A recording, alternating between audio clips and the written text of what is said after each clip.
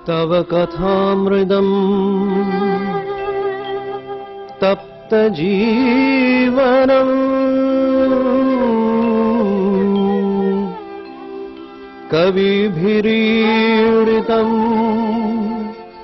कल्मषापहम्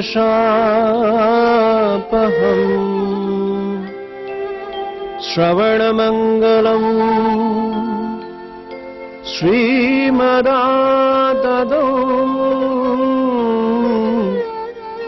भुवि गृह्णन्ति ये भूरिदा जनाः भुवि गृह्णन्ति ये भूरिदा जनाः।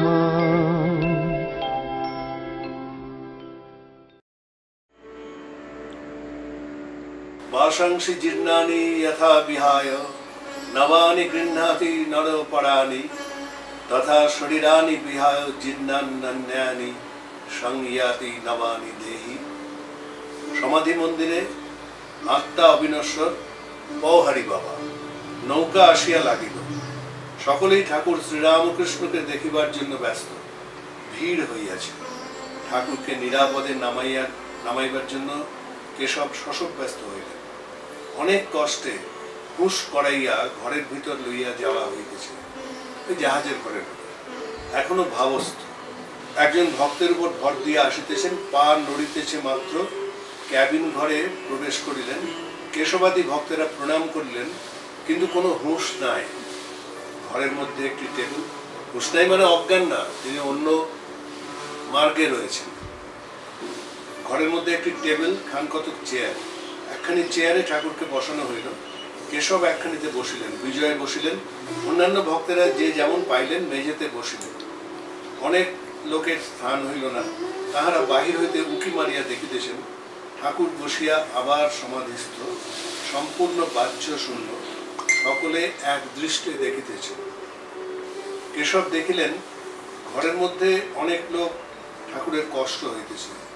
বিজয় তাহাকে ত্যাগ করিয়া গিয়া সাধারণ ব্রাহ্ম সমাজভুক্ত হইয়াছেন ও কন্যার বিবাহ ইত্যাদি কার্যের বিরুদ্ধে অনেক বক্তৃতা দিয়াছেন। তাই বিজয়কে দেখিয়া কেশব একটু অপ্রস্তুত। কেশব আসন ত্যাগ করিয়া উঠিলেন, ঘরের জানলা খুলিয়া দিলেন। ব্রাহ্ম ভক্তেরা এক দৃষ্টে চাহিয়া আছেন। ঠাকুরের সমাধি ভঙ্গ হইল, এখনো ভাব পূর্ণ মাত্রায় রহিয়াছে। ঠাকুর আপনা আপনি অস্ফুট স্বরে বলিতেছেন, মা আমায় এখানে আনলি কেন? আমি কি এদের বেড়ার ভিতর থেকে রক্ষা করতে পারবো? ঠাকুর কি দেখিতেছেন যে সংসারী লোকেরা বেড়ার ভেতরে বদ্ধ, বাহিরে আসিতে পারিতেছে না, বাহিরের আলোকও দেখিতে পাইতেছে না। সকলের বিষয় কর্মে হাত পা বাঁধা, কেবল বাড়ির ভিতরের জিনিসগুলি দেখিতে পাইতেছে আর মনে করিতেছে যে জীবনের উদ্দেশ্য কেবল দেহসুখ ও বিষয়কর্ম, কামিনী ও কার্য। তাই কি ঠাকুর এমন কথা বলিলেন? ঠাকুরের ক্রমে বাহ্য জ্ঞান হইতেছে। গাজীপুরের নীলমাধব বাবু একজন ব্রাহ্ম ভক্ত পৌহারি বাবার কথা পারিলেন।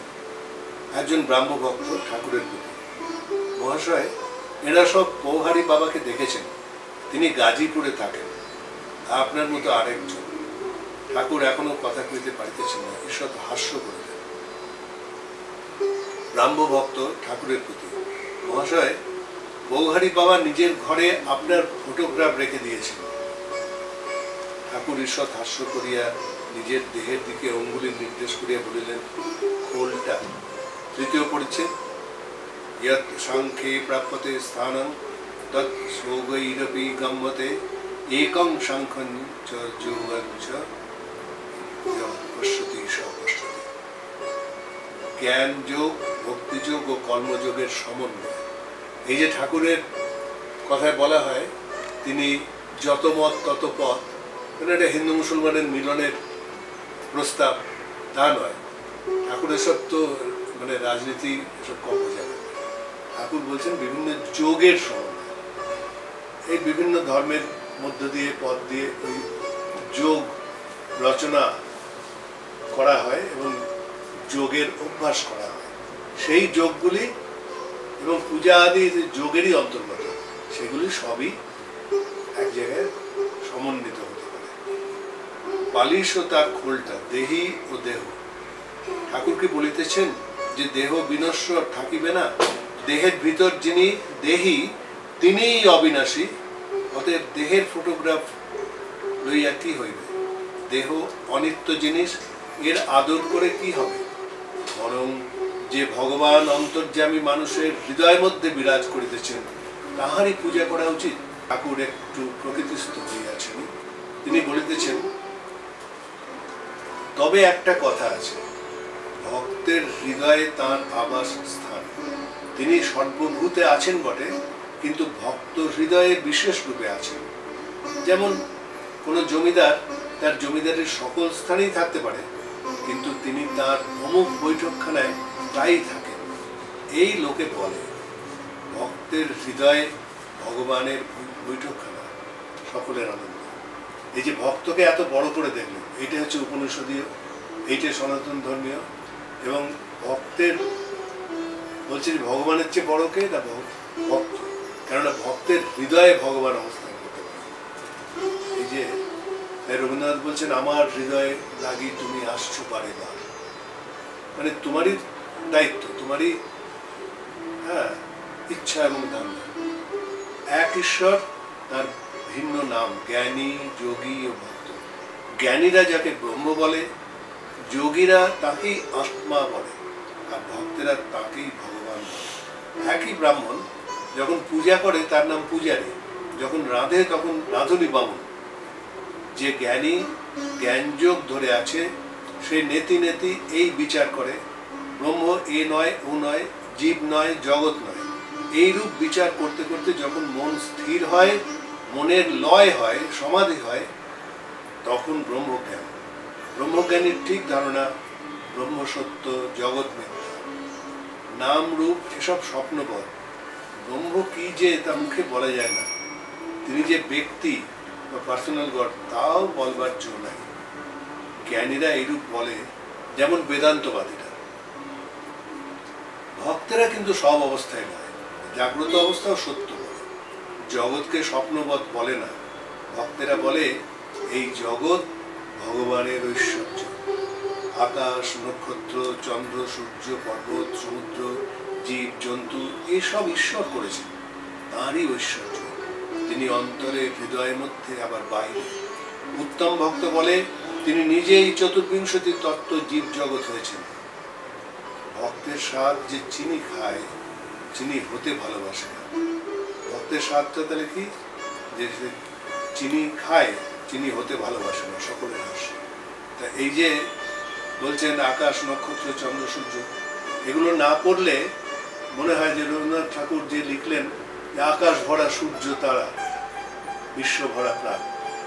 আকাশে ভরা সূর্য এবং তারা একসঙ্গে কি করে হয়? এটা আমরা ছোটবেলায় আমি ভেবেছিলাম। তারপরে এইখানে এসে উত্তর পেলাম যে সকলেই একটি সমন্বিত রূপ। ভক্তের ভাব কিরূপ জানো? হে ভগবান, তুমি প্রভু, আমি তোমার দাস। তুমি মা, আমি তোমার সন্তান। আবার তুমি আমার পিতা বা মাতা। তুমি পূর্ণ, আমি তোমার অংশ। ভক্ত এমন কথা বলতে ইচ্ছে করে না যে আমি ব্রহ্ম।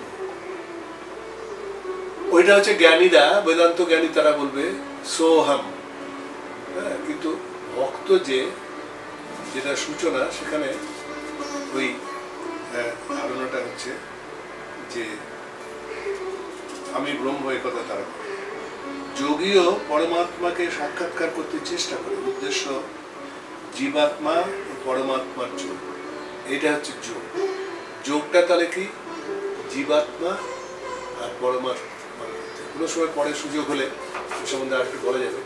কিন্তু এই প্রসঙ্গটি, এইটির মাঝখানে দাঁড়ানো, পরমাত্মা এবং জীবাত্মার মাঝখানে দাঁড়ানো, এটা হচ্ছে ভাব সমৃদ্ধি এবং ঠাকুরের ভাবমুখ। তিনি মাঝখানে দাঁড়িয়ে বাজ খেলাচ্ছেন, এই কথাটি বলা যায়, বাজ খেলাচ্ছেন। যোগীও পরমাত্মাকে সাক্ষাৎ করার চেষ্টা করে। উদ্দেশ্য জীবাত্মা ও পরমাত্মার যোগ। যোগী বিষয় থেকে মন কুড়িয়ে লয় ও পরমাত্মাতে মন স্থির করতে চেষ্টা করে। প্রায় প্রথম অবস্থায়, এই জন্য প্রথম অবস্থায় নির্জনে স্থির আসনে অন্যমন হয়ে ধ্যান চিন্তা করে। কিন্তু একই বস্তু নাম ভেদ মাত্র। যিনি ব্রহ্ম তিনি আত্মা, তিনি ভগবান। ব্রহ্মজ্ঞানীর ব্রহ্ম, যোগীর পরমাত্মা, ভক্তের ভগবান। চতুর্থ পরিচ্ছেদ। তমেব সুখা তং স্থূলা ব্যক্তা ব্যক্ত স্বরূপিণী নিরাকারাপি সাকারা কস্যাং বেদিতু মর্হতি। এটা মহানির্বাণ তন্ত্র। বেদ ও তন্ত্রের সমন্বয়। এই সমন্বয় এটি ঠাকুরের বিশেষ প্রসঙ্গ।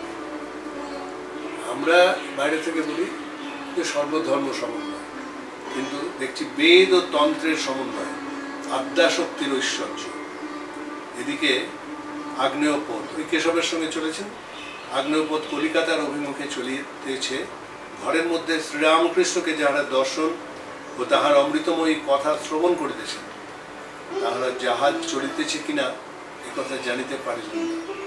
ভ্রমর পুষ্পে বসিলে আর কি ভন ভন করে। ক্রমে পথ দক্ষিণেশ্বর ছাড়াইল। সুন্দর দেবালয়ের ছবি দৃশ্যপটে বহির্ভূত হইল।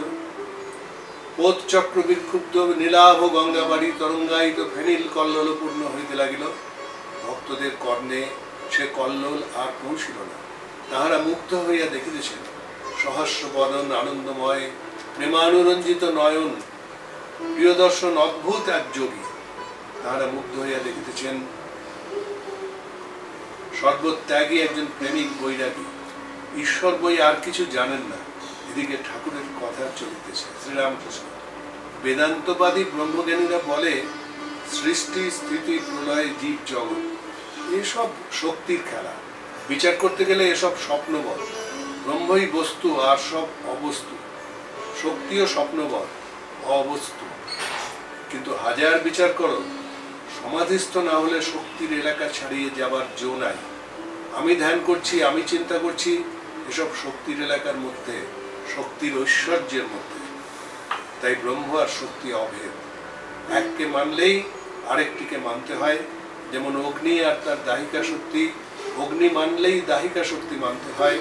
দাহিকা শক্তি ছাড়া অগ্নি ভাবা যায় না। আবার অগ্নিকে বাদ দিয়ে দাহিকা শক্তি ভাবা যায় না। সূর্যকে বাদ দিয়ে সূর্যের রশ্মি ভাবা যায় না। সূর্যের রশ্মিকে ছেড়ে সূর্যকে ভাবা যায় না। এই কথাগুলি ঠাকুরের বিশিষ্ট। যে এই যে ব্রহ্মজ্ঞানীরা মনে করে ব্রহ্মই সর্বস্ব।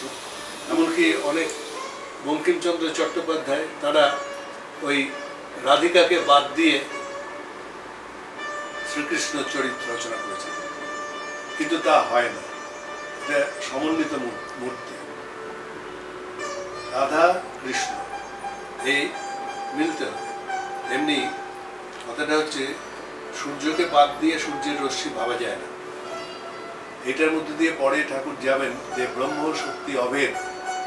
এখানে আমাদের লীলা ক্ষেত্র, ঠাকুরের লীলা ক্ষেত্রে সেখানে দেখাবেন যে শক্তিময়ী যে শ্রীমা সারদা দেবী তার পূজা করছেন। সেই যুগে এটা অভাবনীয়, বিশেষ করে একজন নারীর পূজা। হ্যাঁ, এবং তিনি নিজের স্ত্রী। তো যাই হোক, সেটা আসলে শক্তি, শক্তির জাগরণ, শক্তির উপস্থাপন। তা না হলে কোনো ব্রহ্ম পূজা সম্পন্ন হয় না। দুধ কেমন না ধোবো ধোবো। দুধকে ছেড়ে দুধের ধবলত্ব ভাবা যায় না, আবার দুধের ধবলত্ব ছেড়ে দুধকে ভাবা যায় না। এই দুটি থাকতে হবে, সমন্বিত শক্তি। একটি দুধ আর এটি তার ধবলত্ব। তাই ব্রহ্মকে ছেড়ে শক্তিকে, শক্তিকে ছেড়ে ব্রহ্মকে ভাবা যায় না। নিত্যকে ছেড়ে লীলা, লীলাকে ছেড়ে নিত্য ভাবা যায় না। দি রিলেটিভ ফিনোমেনাল ওয়ার্ল্ড, এটা হচ্ছে লীলা, আর নিত্য সেটা হচ্ছে দি অ্যাবসলিউট। এই যে দি অ্যাবসলিউট আর দি রিলেটিভ ফিনোমেনাল ওয়ার্ল্ড, মানে এই জগৎ, যে জগৎ আমরা দেখছি, এই দুটো আলাদা আলাদা ব্যাপার নয়। ভগবান উপরে, মেঘের উপরে, আমরা নিচে, এসব ব্যাপার নয়, সমন্বিত। আদ্যাশক্তি লীলাময়ী সৃষ্টি স্থিতি প্রলয় করছেন। তাঁরই নাম কালী। এই এতদিনের কালী কালো, তারপরে এরকম মুন্ডমালা, আসলে কি? অনেককে আমি বলতে শুনেছি যে এটা ভগবানের এরকম মূর্তি ভালো লাগে না, বেশ একটা মিষ্টি মিষ্টি, এটা হয় না। ভগবানের রূপটা মিষ্টি মিষ্টি, সমন্বিত রূপ। রবীন্দ্রনাথ দেখিয়েছেন সুস্মৃতি এবং নিষ্ঠুরতা, এর মধ্যে কোনো ব্যত্যয় নেই। সমন্বিত সবটাকে একসঙ্গে নিতে পারলে তবেই আমরা ঈশ্বরের চিন্তা করতে পারি। আদ্যাশক্তি লীলাময়ী, সৃষ্টি স্থিতি প্রলয় করছেন, তাঁরই নাম কালী। কালী ব্রহ্ম, ব্রহ্মই কালী, একই বস্তু। একই বস্তু যখন তিনি নিষ্ক্রিয়, সৃষ্টি স্থিতি প্রলয়ে কোনো কাজ করছেন না, এই কথা যখন ভাবি তখন তাকে ব্রহ্ম বলে কই। যখন তিনি এই সব কার্য করেন তখন তাকে কালী বলি, শক্তি বলি। একই ব্যক্তি, নাম রূপ ভেদ। তাহলে এই ভেদ বা ভেদাভেদ, এই প্রসঙ্গটা কেবল বাইরের বাহ্য নাম রূপের মধ্যে দিয়ে।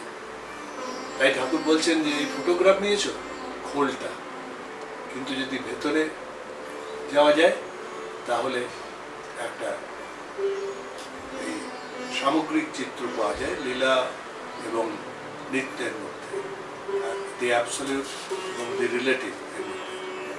একই ব্যক্তি, নাম রূপ ভেদ। যেমন জল, ওয়াটার, পানি। এক পুকুরে ৩-৪ ঘাট। এক ঘাটে হিন্দুরা জল খায়, তারা বলে জল। এক ঘাটে মুসলমানেরা জল খায়, তারা বলে পানি। আরেক ঘাটে ইংরেজেরা জল খায়, তারা বলে ওয়াটার। তিনি এক, কেবল নামের তফাৎ। তাকে কেউ বলছে আল্লাহ, কেউ গড, কেউ বলছে ব্রহ্ম, কেউ কালী, কেউ বলছে রাম, হরি, যিশু, দুর্গা। এরকম অনেক রাজনৈতিক নেতা বলতে পারে, কিন্তু ঠাকুরের কথাটি পড়লে, কথামৃত পড়লে জিনিসটা একটা উপলব্ধ সত্য হিসেবে প্রভাসিত, প্রতিভাসিত হয় আমাদের কাছে। কেশব সহাস্যে কালী কতভাবে লীলা করছেন সেই কথাগুলি একবার বলুন। কেশবের সহিত কথা। মহাকালী ও সৃষ্টি প্রকরণ শ্রীরামকৃষ্ণ সহাস্যে তিনি নানাভাবে লীলা করছেন। তিনি মহাকালী, নিত্যকালী, শ্মশানকালী, রক্ষাকালী, শ্যামাকালী। মহাকালী, নিত্যকালীর কথা তন্ত্রে আছে। যখন সৃষ্টি হয় নাই, চন্দ্র, সূর্য, গ্রহ, পৃথিবী ছিল না, নিবিড় আঁধার, তখন কেবল মা নিরাকারা মহাকালী মহাকালের সঙ্গে বিরাজ করছিলেন। শ্যামাকালীর অনেকটা কোমল ভাব, পরাভয় দায়নি। গৃহস্থ বাড়িতে তাঁরই পূজা হয়। যখন মহামারী, দুর্ভিক্ষ, ভূমিকম্প, অনাবৃষ্টি, অতিবৃষ্টি হয়, রক্ষাকালী পূজা করতে হয়। শ্মশানকালীর সংহার মূর্তি। সব শিবা, ডাকিনী, যোগিনীর মধ্যে শ্মশানের উপর থাকে।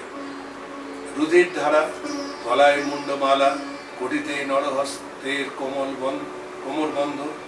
যখন জগৎ নাশ হয়, মহাপ্রলয় হয়, তখন মা সৃষ্টির বীজ সকল কুড়িয়ে রাখেন। গিন্নির কাছে যেমন একটা নেতা ক্যাতার হাঁড়ি থাকে, আর সেই হাঁড়িতে গিন্নি 5 রকম জিনিস তুলে রাখে। কেশব ও সকলের হাস্য। হ্যাঁ গো, গিন্নিদের ওই রকম একটা হাঁড়ি থাকে, ভিতরে সমুদ্রের ফেনা, নীলবড়ি, ছোট ছোট পুঁটলি বাঁধা, শশা বিচি, কুমড়া বিচি, লাউ বিচি, এইসব রাখে, দরকার হলে বার করে। মা ব্রহ্মময়ী সৃষ্টির নাশের পর এরকম সব বীজ কুড়িয়ে রাখেন। সৃষ্টির পর আদ্যাশক্তি জগতের ভিতরেই থাকেন, জগৎ প্রসব করেন, আবার জগতের মধ্যে থাকেন। বেদে আছে উর্ণ নাভির কথা, মাকড়সা আর তার জাল। মাকড়সা ভিতর থেকে জাল বার করে, আবার সেই জালের উপর থাকে। ঈশ্বর জগতের আধার, আধেয় দুই। কালী ব্রহ্ম, কালী নির্গুণা ও সগুণা। কালী কি কালো? দূরে তাই কালো, জানতে পারলে আর কালো নয়। আকাশ দূর থেকে নীলবর্ণ, কাছে দেখো কোনো রং নাই। সমুদ্রের জল দূর থেকে নীল, কাছে গিয়ে হাতে তুলে দেখো কোনো রং নাই। এই কথা বলিয়া প্রেমোন্মত্ত হইয়া শ্রীরামকৃষ্ণ গান ধরিলেন। মা কি আমার কালো রে, কালোরূপ দিগম্বরী, হৃদপদ্ম করে আলোরে। পঞ্চম পরিচ্ছেদ। ত্রিভির্গুণময়ীর ভাবৈরেভি সর্বমিদং জগৎ মোহিতং নাভিজানাতি মামেভ্য পরমম ভয়। এটা গীতার থেকে বলছেন। এই সংসার কেন? শ্রীরামকৃষ্ণ কেশবাদের প্রতি, ওই জাহাজে যাচ্ছেন, নৌকা বিহার বলছেন। যেমন শ্রীকৃষ্ণ সখীদের নিয়ে নৌকা বিহার করেছিলেন, ঠাকুর এখানে ভক্তদের নিয়ে। শ্রীরামকৃষ্ণ কেশবাদের প্রতি বন্ধন আর মুক্তি দুয়ের কর্তাই তিনি। তার মায়াতে সংসারী জীব কামিনী কাঞ্চনে বদ্ধ, আবার তার দয়া হলেই মুক্ত। তিনি ভববন্ধনের বন্ধন হারিনি তারিনি। এই বলিয়া গন্ধর্ব নিন্দিত কণ্ঠে রামপ্রসাদের গান গাইতেছেন। শ্যামা মা উড়াচ্ছে ঘুড়ি ভব সংসার বাজার মাঝে, ওই যে আশা বায়ু ভরে উড়ে বাঁধা তাহে মায়া দড়ি। কাক গন্ডি মন্ডি বাঁধা পঞ্জরাদি নানা নারী, ঘুড়ি সগুণে নির্মাণ করা, সগুণ গুণ, ওই তিনটি গুণ সত্য রজতম, এতে ঘুড়ি নির্মাণ করা, ঘুড়ি সগুণে নির্মাণ করা, কারিগিরি বাড়াবাড়ি, বিষয়ে মেজেছে মাঞ্জা, কর্কশা হয়েছে দড়ি। ঘুড়ি লক্ষ্যের দু একটা কাটে, এসে দাও মা হাত চাপড়ি। প্রসাদ বলে দক্ষিণা বাতাসে ঘুড়ি যাবে উড়ি, অবসংসার সমুদ্র পাড়ে পড়বে গিয়ে তাড়াতাড়ি। তিনি লীলাময়ী, এ সংসার তাঁর লীলা। তিনি ইচ্ছাময়ী আনন্দময়ী, ইচ্ছাময়ী এবং আনন্দময়ী। এটি প্রণিধানযোগ্য এই জন্যে ঠাকুর বলছেন যে সংসারে দুঃখ শোক সেখানে যেতুম না। আসলে তিনি গেলে সেখানে আর দুঃখ শোক থাকে, এটা উল্টো করে বলছেন। যাই হোক, তিনি ইচ্ছাময়ী আনন্দময়ী, লক্ষ্যের মধ্যে একজনকে মুক্তি দেন। ভগবদ্গীতায় বলছে ব্রাহ্মভক্ত মহাশয় তিনি তো মনে করলে সকলকে মুক্ত করতে পারেন, কেন তবে আমাদের সংসারে বদ্ধ করে রেখেছেন? শ্রীরামকৃষ্ণ তার ইচ্ছা যে তিনি এইসব নিয়ে খেলা করেন। বুড়িকে আগে থাকতে ছুলে দৌড়দৌড়ি করতে হয় না। সকলেই যদি ছুঁয়ে ফেলে খেলা কেমন করে হয়? সকলেই ছুঁয়ে ফেললে বুড়ি অসন্তুষ্ট হয়। খেলা চললে বুড়ির আহ্লাদ হয়। তাই লক্ষ্যের দু একটা কাটে, হেসে দাও মা হাত চাপে, সকলের আনন্দ। তিনি মনকে আঁখি ছেড়ে ইশারা করে বলে দিয়েছেন, যা এখন সংসার করতে যা। মনের কি দোষ? তিনি যদি আবার দয়া করে মনকে ফিরিয়ে দেন তাহলে বিষয় বুদ্ধির হাত থেকে মুক্তি হয়। তখন আবার তার পাদপদ্মে মন। ঠাকুর সংসারিক ভাবে মার কাছে অভিমান করে গান গাইতেছেন। আমি ওই খেদে খেদ করি, আমি ওই খেদে খেদ করি, তুমি মাথা থাকতে আমার জাগা ঘরের চুরি। মনে করি তোমার নাম করি, কিন্তু সময়ে বসানি। আমি বুঝেছি জেনেছি আশয়ে পেয়েছি, এসব তোমারই চাতুরি। কিছু দিলে না পেলে না নিলে না খেলে না, সে দোষ কি আমারই? যদি দিতে পেতে নিতে খেতে, দিতাম খাওয়াতাম তোমারই। মানে গঙ্গা, সংক্ষেপে বলতে গঙ্গা জলে গঙ্গা পূজা। যশ অপযশ সুরস কুরস সকল রস তোমারই। ওগো রসে থেকে রসভঙ্গ কেন করো রসেশ্বরী? প্রসাদ বলে মন দিয়েছ মনের আঁখি ঠাড়ি। তোমার সৃষ্টি দৃষ্টি পোড়া মিষ্টি বলে ঘুরি। খুব মিষ্টি মিষ্টি ভাবছি, কিন্তু ওইটি নিয়ে মত্ত থাকলে আসলটি হারাতে হয়। তারই মায়াতে ভুলে মানুষ সংসারী হয়েছে। প্রসাদ বলে মন দিয়েছ মনের আঁখি ঠাড়ি। মানে এই যে দুষ্টু ছেলেরা বলে না চোখ মেরে দিয়েছে, ওই মাও মনের আঁখি ঠাড়ি বলে দিয়েছে সংসারে দিয়ে এখন আমরা দেখতে পাই যে আমরা চোখ দিয়ে সব দেখতে পাই, কিন্তু নিজেকে দেখতে পাই না, নিজের ভেতরটা দেখতে পাই না। কর্মযোগ সম্বন্ধে শিক্ষা সংসার ও নিষ্কাম কর্ম। ব্রাহ্মভক্ত মহাশয় সব ত্যাগ না করলে ঈশ্বরকে পাওয়া যাবে না। শ্রীরামকৃষ্ণ সহাস্যে এই যে ঠাকুর যে উত্তরগুলি দেবেন এবং যে কথাগুলি বলবেন সেগুলি খুব অভিনব। যোগীরা বলবে যে তুমি সংসার ত্যাগ করতে হবে, তারপরে সব ধর্মেই এসব সংসার ত্যাগ ইত্যাদি কথা আছে। ঠাকুর বলছেন ঠাকুর জিজ্ঞেস করলো, সব ত্যাগ না করলে ঈশ্বরকে পাওয়া যাবে না? শ্রীরামকৃষ্ণ সহাস্যে, না গো, তোমাদের সব ত্যাগ করতে হবে কেন? তোমরা রসে বসে বেশ আছো, সা রে মা তে, সকলের হাস্য, তোমরা বেশ আছো। নস্ক খেলা জানো? আমি বেশি কাটিয়ে জ্বলে গেছি, তোমরা খুব শেয়ানা। কেউ 10-এ আছো, কেউ 6-এ আছো, কেউ 5-এ আছো, বেশি কাটাও নাই, তাই আমার মতো জ্বলে যাও নাই। খেলা চলছে, এ তো বেশ, সকলের হাস্য।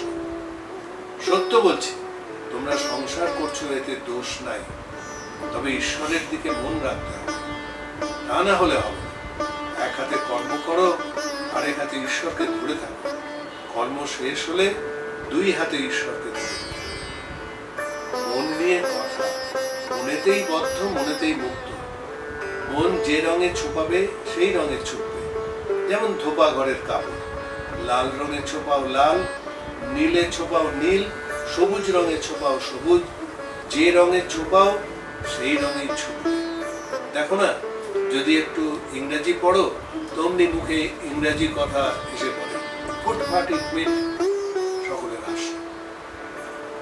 আবার পায়ে বুট জুতা শীষ দিয়ে গান করা, এইসব এসে জুটবে। আবার যদি পণ্ডিত সংস্কৃত পড়ে, অমনি শ্লোক যাবে। মনকে যদি কুসঙ্গে রাখো, তো সেই রকম কথাবার্তা চিন্তা হয়ে যাবে। যদি ভক্তের সঙ্গে রাখো, তাহলে ঈশ্বর চিন্তা, হরি কথা, এইসব মন নিয়ে সব। একপাশে পরিবার, কি উদাহরণ, একপাশে পরিবার, একপাশে সন্তান। একজনকে একভাবে, সন্তানকে আরেকভাবে আদর করে, কিন্তু একই মন। 6ষ্ঠ পরিচ্ছেদ। সর্বধর্মান পরিত্যাজ্য মামেকং শরণং ব্রজ, অহং ত্বং সর্বপাপেভ্যো মোক্ষয়িষ্যামি মা শুচি। ব্রাহ্মদিগকে উপদেশ, খ্রিস্ট ধর্ম, ব্রাহ্ম সমাজ ও পাপ পাপ। শ্রীরামকৃষ্ণ ব্রাহ্ম ভক্তদের প্রতি, মনেতেই বদ্ধ, মনেতেই মুক্ত। আমি মুক্ত পুরুষ, সংসারেই থাকি বা অরণ্যেই থাকি, আমার বন্ধন কি? আমি ঈশ্বরের সন্তান, রাজাধিরাজের ছেলে, আমায় আবার বাঁধবে কে? যদি সাপে কামড়ায়, বিষ নাই, জোর করে বললে বিষ ছেড়ে যায়। তেমনি আমি বদ্ধ নই, আমি মুক্ত। এই কথাটি রোগ করে বলতে বলতে তাই হয়ে যায়, মুক্তই হয়ে যায়। পূর্ব কথা। শ্রীরামকৃষ্ণের বাইবেল শ্রবণ, কৃষ্ণ কিশোরের বিশ্বাস। খ্রিস্টানদের একখানা বই একজন দিলে, আমি পড়ে শোনাতে বলল। তাতে কেবল পাপ আর পাপ। কেশবের প্রতি, তোমাদের ব্রাহ্ম সমাজে কেবল পাপ। যে ব্যক্তি আমি বদ্ধ বারবার বলে, সে সালা বদ্ধই হয়ে যায়। যে রাত দিন আমি পাপি এই করে, সে তাই হয়ে যায়। ঈশ্বরের নামে এমন বিশ্বাস হওয়া চাই, কি আমি তার নাম করেছি, আমার এখনো পাপ থাকবে? আমার আবার পাপ কি? আমার আবার বন্ধন কি? কৃষ্ণ কিশোর পরম হিন্দু, সদাচার নিষ্ঠ ব্রাহ্মণ। সে বৃন্দাবনে গেছিল। একদিন ভ্রমণ করতে করতে জল তৃষ্ণা পেয়েছিল। একটা কুয়ার কাছে গিয়ে দেখলে একজন লোক দাঁড়িয়ে রয়েছে। তাকে বললে, ওরে তুই এক ঘটি জল আমায় দিতে পারিস? তুই কি জাত? সে বললে, ঠাকুর মহাশয়, আমি হিম জাত মুচি। কৃষ্ণ কিশোর বললে, তুই বল শিব, নে এখন জল তুলে দে। ভগবানের নাম করলে মানুষের দেহ মন সব শুদ্ধ হয়ে যায়। কেবল পাপ আর নরক, এইসব কথা কেন? একবার বলো যে অন্যায় কর্ম যা করেছি আর করব না, আর তার নামে বিশ্বাস করো। ঠাকুর প্রেমোন্মত্ত হইয়া নাম মাহাত্ম গাইতেছে। আমি দুর্গা দুর্গা বলে মা যদি মরি, আখেরে এ দিনে না তারও কেমনে জানা যাবে গো শঙ্করী। আমি মার কাছে কেবল ভক্তি চেয়েছিলাম। ফুল হাতে করে মার পাদপদ্মে দিয়েছিলাম। বলেছিলাম, মা, এই নাও তোমার পাপ, এই নাও তোমার পুণ্য, আমায় শুদ্ধা ভক্তি দাও। এই নাও তোমার জ্ঞান, এই নাও তোমার অজ্ঞান, আমায় শুদ্ধা ভক্তি দাও। এই নাও তোমার সূচি, এই নাও তোমার অসুচি, আমায় শুদ্ধা ভক্তি দাও। এই নাও তোমার ধর্ম, এই নাও তোমার অধর্ম, আমায় শুদ্ধা ভক্তি দাও। এটি কি বলবো, ঠাকুরের বিশিষ্ট একটি কথা শুধু নয়, কি কিভাবে ধ্যান করতে হবে, কি বলে প্রার্থনা করতে হবে, তা পরিষ্কার বুঝিয়ে দিয়েছে ব্রাহ্ম ভক্তদের মধ্যে। একটি রামপ্রসাদের গান শুনে, আয় মন বেড়াতে যাবি, কালী কল্পতরু মূলে রে মন, চারি ফল কুড়ায় পাবি, প্রবৃত্তি নিবৃত্তি যায়া তার নিবৃত্তিরে সঙ্গে নেবে। ওরে বিবেক নামে তার বেটা, তত্ত্ব কথা তাই শুধাবি, সূচি অসুচিরে লয়ে দিব্য ঘরে কবে শুবি। দিব্যের যখন 203 পীড়িত হবে, ওই প্রবৃত্তি নিবৃত্তি 203 পীড়িত হবে, তখন শ্যামা মাকে পাবে। অহংকার অবিদ্যা তোর পিতামাতায় তাড়িয়ে দেবে। মানে এই সমস্ত অর্জন করেছে জগতে এসে, পিতামাতার সন্তান হিসেবে এগুলি অর্জন করেছে। অহংকার অবিদ্যা, একটা বড় বিদ্যা হচ্ছে অবিদ্যাটা মুছে ফেলা। আনলার্নিং, এটার লার্নিং এর চেয়ে গুরুত্বপূর্ণ। যদি মোহ গর্তে টেনে লয়, ধৈর্য খোঁটা ধরে রবি, ধর্মাধর্ম দুটো অজা, তুচ্ছ খোঁটায় বেঁধে থুবি। কি ধর্ম কি অধর্ম বলছে? সাধকেরা কোনো ধর্ম অধর্ম এরকম ভাবে করেননি, অনেক পাগলামির কাজ করেছেন আমাদের দৃষ্টিতে। যদি না মানে নিষেধ, মানে দুটো অজা ধর্মাধর্ম, যদি না মানে নিষেধ, তবে জ্ঞান খড়গে বলি দিবি। প্রথম ভার্যার সন্তানের দূর হতে বুঝাইবি, মানে ওই প্রবৃত্তির সন্তান, যে এটা করো না বাপু, ঠিক না। যদি না মানে প্রবোধ, জ্ঞান সিন্ধু মাঝে ডুবাইবি, একদম চেপে ধরবি, ছাড়বি না। প্রসাদ বলে এমন হলে কালের কাছে জবাব দিবি, তবে বাপু বাছা বাপের ঠাকুর, মনের মতো মন হবে। নিজের মনটি মনের মতো আছে, ঈশ্বরের ইচ্ছার মতো মন হচ্ছে। সংসারে ঈশ্বর লাভ হবে না কেন? জনক রাজার হয়েছিল। এই সংসার ধোঁকার টাকি পোষা করেছিল, তার পাদপদ্মে ভক্তি লাভ করলে এই সংসারই মজার কুটি। আমি খাই দাই আর মজা লুটি। জনক রাজা মহাতেজা, তার বা কিসের ছিল ত্রুটি, সে যে এদিক ওদিক দুদিক রেখে খেয়েছিল দুধের বাটি। ব্রাহ্ম সমাজ জনক রাজা, গৃহস্থের উপায় নির্জনে বাস ও বিবেক, কিন্তু ফস করে জনক রাজা হওয়া যায় না। জনক রাজা নির্জনে অনেক তপস্যা করেছিলেন। সংসারের থেকেও এক একবার নির্জন বাস করতে হয়।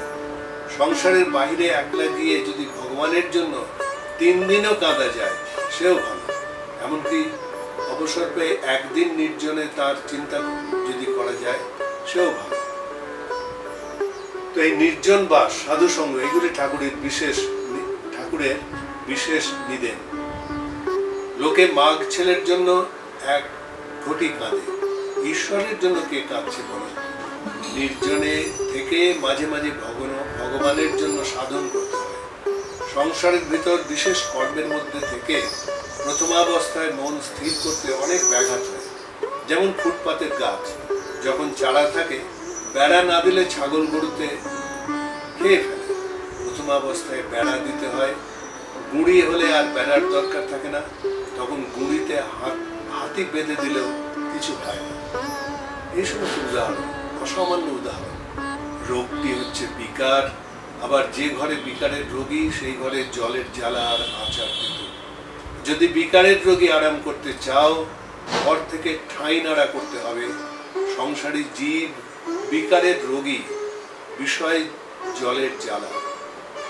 বিষয় ভোগ তৃষ্ণা, জল তৃষ্ণা। আচার তেঁতুল মনে করলেই মুখে জল সরে, কাছে আনতে হয় না। এরূপ জিনিসও ঘরে রয়েছে, যোষিত সঙ্গ। তাই নির্জনের চিকিৎসা দরকার। বিবেক বৈরাগ্য লাভ করে সংসার করতে হয়। সংসার সমুদ্রে কাম ক্রোধাদি কুমির আছে। হলুদ গায়ে মেখে জলে নামলে কুমিরের ভয় থাকে না।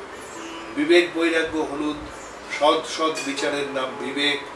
ঈশ্বরই সৎ, নিত্য বস্তু, আর সব অসৎ, অনিত্য, 2 দিনের জন্য। এইটি বোধ আর ঈশ্বরে অনুরাগ, তার উপর টান, ভালোবাসা। গোপীদের কৃষ্ণের উপর যেরূপ টান ছিল, একটা গান শোনে।